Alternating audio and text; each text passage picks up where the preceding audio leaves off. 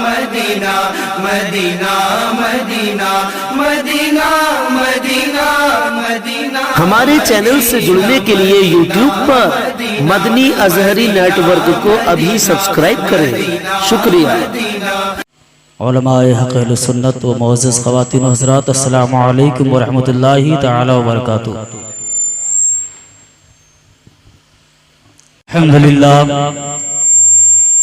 अल्हम्दुलिल्लाहि रब्बिल आलमीन वल आक़िबतु लिल मुत्तक़ीन वस्सलातु वस्सलामु अला मन काना नबिय्यन व आदमु बैनल माई वत्तीन व अला आलिहि व सहाबिहि व अज़वाजिहि व अहले बैतिहि अजमाईन। अम्मा बाद फ़अऊज़ु बिल्लाहि मिनश शैतानिर रजीम। बिस्मिल्लाहिर रहमानिर रहीम। मन युतिअर रसूला फ़क़द अता अल्लाह।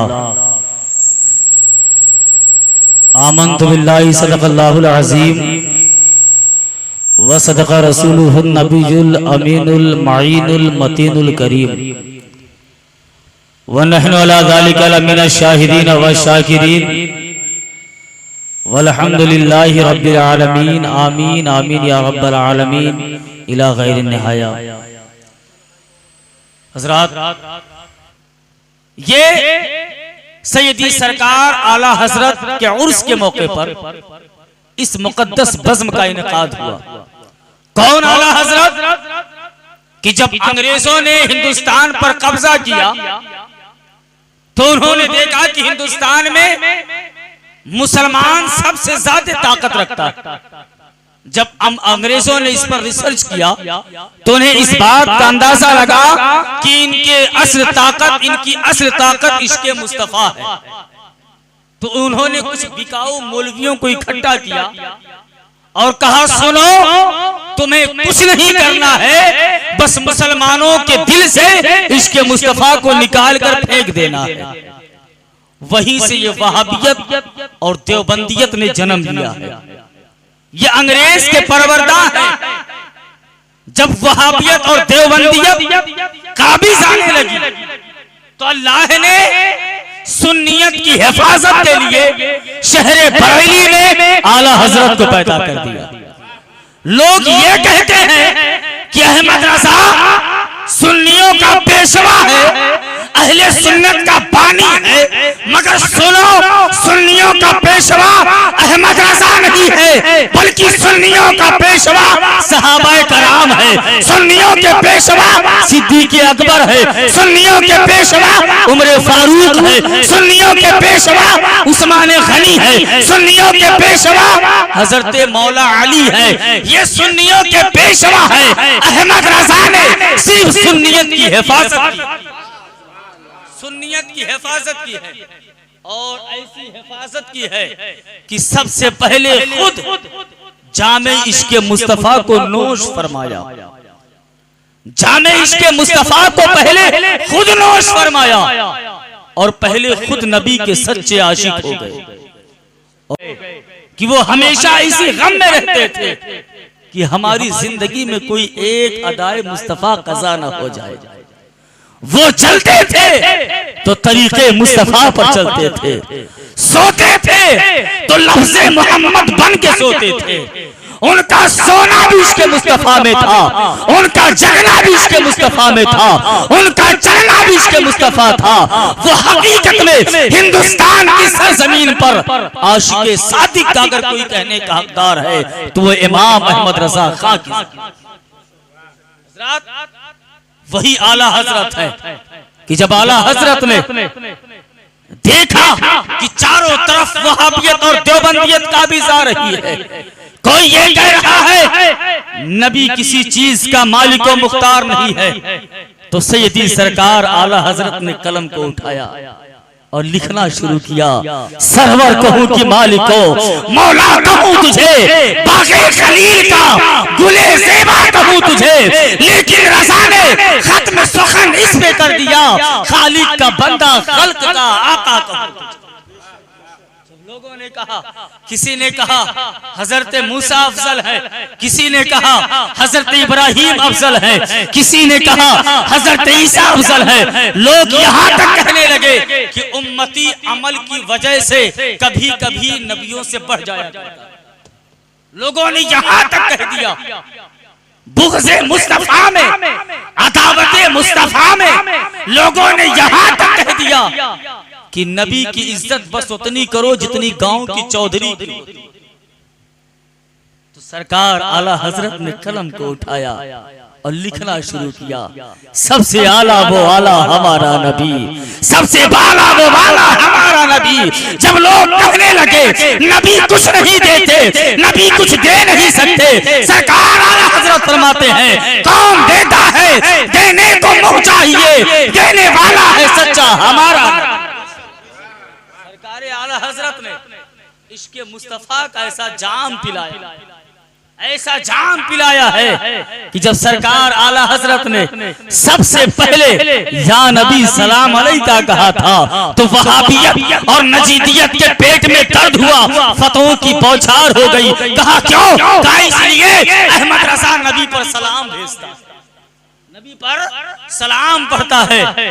चाहने वाले आए, कहा या हुजूर, हुजूर लोग आप पर फतों की बरसात कर रहे हैं। सरकार आला हजरत फरमाते हैं किस लिए बरसात कर रहे हैं फतों की? कहा वो ये कह रहे हैं अहमद रजा ने बिदअत कर दिया है, अहमद रजा ने शिर्क कर दिया है, वो तो नबी पर सलाम भेज रहा है, वो नबी पर सलाम भेज रहा है। मगर शायर कहता है जुर्मे उल्फल में हमें लोग सजा देते हैं, कैसे नादान है शोलों को हवा देते हैं। सैयदी सरकार आला हजरत फरमाते थे ऐ जाने वालों सुनो, जाकर ऐलान कर दो, अभी तक अहमद रजा नबी पर एक सलाम पढ़ता था, अब अहमद रजा कहता है मुस्तफा जाने रहमत पे लाखों सलाम, शमे बज़ में हिदायत पे लाखों सलाम।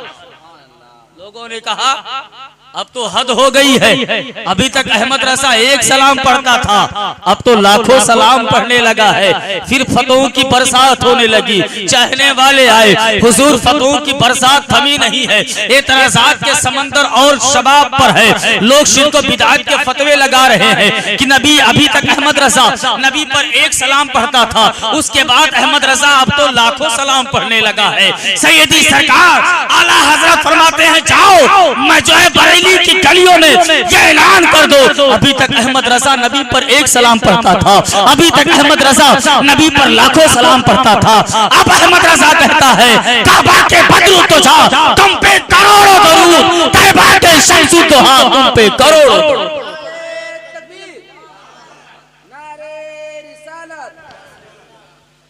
हजरत वो सरकार आला हजरत की जात है कि जिसने इश्क़े रिसालत की शमा हमारे दिलों में जलाया है। ईमान के लुटेरों ने अपना काम लगभग कर ही दिया था, लोगों को वरगलाने में, कभी बशरियत के मामले में, कभी इल्म गैब के मामले में, तरह तरह के मसाइल में उलझा कर भोले भाले सुन्नी मुसलमानों के ईमान में डाका डाले रहे थे। मगर इमाम अहमद रजा आकर हमारे ईमान के इमाम अहमद रजा ने हिफाजत फरमाई है। जब दूसरी मर्तबा हज करने के लिए सैयदी सरकार आला हजरत पहुंचे मक्का शरीफ, खाने काबा का तवाफ किया, तवाफ करके जब लौटे तो उलमाए हरमैन से मुलाकात हुई। उलमाए हरमैन ने कहा ऐ मौलाना अहमद रजा, मैंने सुना है आप हिंदुस्तान में जलीलुल कद्र आलिम की हैसियत से हो, यहाँ पर कुछ वहाबी फितनों ने अपने फितनों के परों को खोलना शुरू किया है और ये चंद एतराज़ात है इल्म गैब के, उस पर अगर आप इसका जवाब दे सको तो दे दो। सैयदी सरकार आला हजरत ने कागज को उठाया और एतराज़ात को पढ़ना शुरू किया, कहा जवाब लिखो। उलमाए हरमैन ने कहा मौलाना इतनी भी जल्दी नहीं है, 2 दिन का वक्त है। कहा ठीक है कल आऊंगा। दूसरे दिन पहुंचे, सैयदी सरकार आला हजरत को सख्त बुखार था, इरादा मुनक़ता हुआ। तीसरे दिन पहुंचे, बुखार और तेजी से बढ़ गया। लोगों ने कहा मौलाना आपकी तबीयत ज्यादा नासाज है, अगर आप चाहें तो वक्त और ले सकते हैं। सैयदी सरकार आला हजरत ने कहा नहीं, ये ज़ाते मुस्तफा पर हमले हो रहे हैं, जान चली जाएगी मगर नामूसे रिसालत पर आँच नहीं आने, मैं लिख नहीं सकता, इसलिए कि बुखार की वजह से नकाहत है। कागज कलम आप उठाओ, मैं जवाब बोलता हूं, आप तहरीर करते जाओ। बुखार के आलम में मक्का शरीफ के सहन में, खाने काबा के सहन में सैयदी सरकार आला हजरत ने 8 घंटे में 200 सफ़हात पर वो किताब जो आज चाहे किसी भी मकतबे फिक्र का हो, किसी भी ज़हनियत, कोई भी ज़हनियत रखता हो, किसी भी पीर से वाबस्ता हो, मगर जब सरकार के इल्म गैब की बात आती है तो वही अद-दौलतुल मक्किया लेकर सामने रख देते। सिर्फ 8 घंटे में सरकार आला हजरत ने 200 सफ़हात पर वो मुकम्मल अद-दौलतुल मक्किया किताब लिखवाई। और यूं ही नहीं लिखवाई, कुरान की आयत के हवाले, हदीस मुबारका के हवाले, और कुरान की आयत ऐसे बताते थे जैसे कुरान उनके सामने रखा हुआ हो। हदीस के हवाले ऐसे दे रहे थे जैसे हदीस की किताब उनके सामने रखी हो। 70 नंबर रुकू, आयत, सारी चीजें। जब उलमाए हरमैन फरमाते हैं जब किताब मुकम्मल हो गई, जब हमने मिलाने के लिए कुरान को खोला और हदीस के सफ़हात को खोला, तो जिस सतर का हुक्म फरमाया था उसी सतर में वो हदीस मौजूद। सुभान अल्लाह, वो इल्म का दरिया है आला हजरत, जो दोनों हाथों से किताब को तहरीर फरमाते थे। 2 सफ़हात पर दोनों हाथों से किताब को लिखते थे। 2 अलग अलग मसले। सारी दुनिया में आज ऐसा कोई आलिम नहीं होगा जो अपने दोनों हाथों से 2 सफ़हात पर 2 मसले अलग अलग हल फरमा। ये सरकार आला हजरत की जात है। और मैं बताऊं चलते चलते एक वाकया सुनते चले। सैयदी सरकार आला हजरत अपने तमाम तालिब इल्मों को दर्स दे रहे थे। अचानक तालिब इल्मों से फरमाया कि तुम कुछ देर के लिए कमरा खाली कर लो। लोग चले गए। थोड़ी देर के बाद उन तमाम तालिब इल्मों ने, जिसमें मुहद्दिस कबीर, उन्होंने कहा चलो देखते हैं कि सैयदी सरकार आला हजरत ने आज हम लोगों को कमरे से बाहर क्यों किया, आखिर वजह क्या है। तो लकड़ी के दरवाजे हुआ करते थे उस दौर में कि जो अगर अंदर से बंद भी हो जाए, जरा सा धक्का दोगे जरा सा सुराख और झरोखा जरूर दिखाई देता था।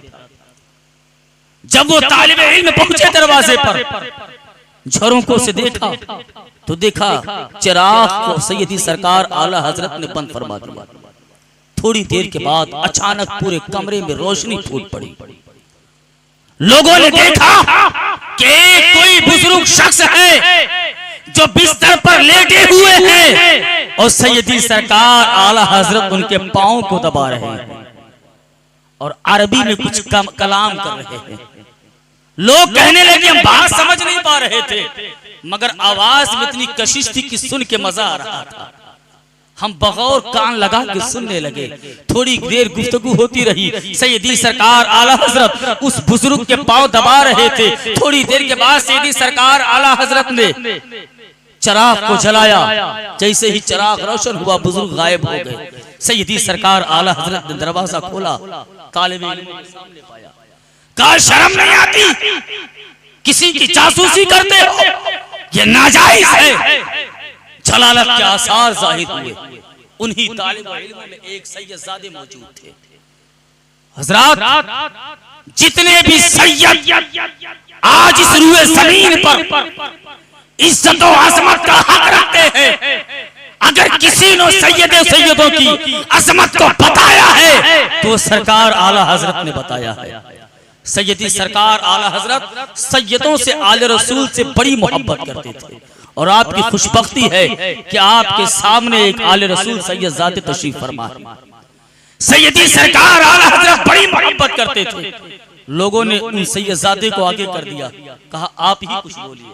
सैयदजादे सामने आए, कहा हजरत आज जानना है कि वो हजरत कौन थे जिनके आप पांव दबा रहे थे। हमें यकीन है कोई आम जात तो नहीं होगी जिसे वक्त का इमाम आजम पांव दबा रहा हो, जिसके वो कोई आम शख्सियत नहीं हो सकता। सैयदी सरकार आला हजरत फरमाते, सुनो मैं लावारिस तो नहीं हूं ना, दुनिया को कोई भी मसला होता है मेरे पास आता है। तुम्हें कोई मसला समझ में नहीं आता, तुम मेरे पास आते हो, तो मैं लावारिस तो नहीं हूं ना। मुझे भी जब कोई मसला समझ में नहीं आता तो मैं भी किसी के पास जाता हूं, मैं भी किसी के पास जाता हूं, किसी से पूछता हूं। लोगों ने कहा सरकार बताएं तो सही वो कौन है। कहा सुनो वो कोई और नहीं थे, वो बगदाद के शेख अब्दुल कादिर जिलानी गौसे आजम थे। वो गौसे आजम थे।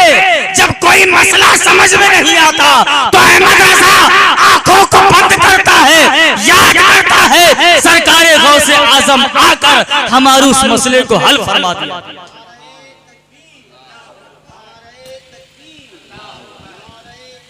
या रसूलल्लाह, या रसूलल्लाह, जिंदाबाद जिंदाबाद, अल्लाहु अकबर, या रसूलल्लाह। तभी तो सैयदी सरकार आला हजरत फरमाते हैं, वाह क्या मर्तबा ऐ गौस है बाला तेरा, ऊंचे ऊंचों के कदम सरों से है कदम आला तेरा। और सैयदी सरकार आला हजरत फरमाते हैं, क्या दबे जिस पे हो हिमायत का पंजा तेरा, शेर को खतरे में लाता नहीं कुत्ता तेरा।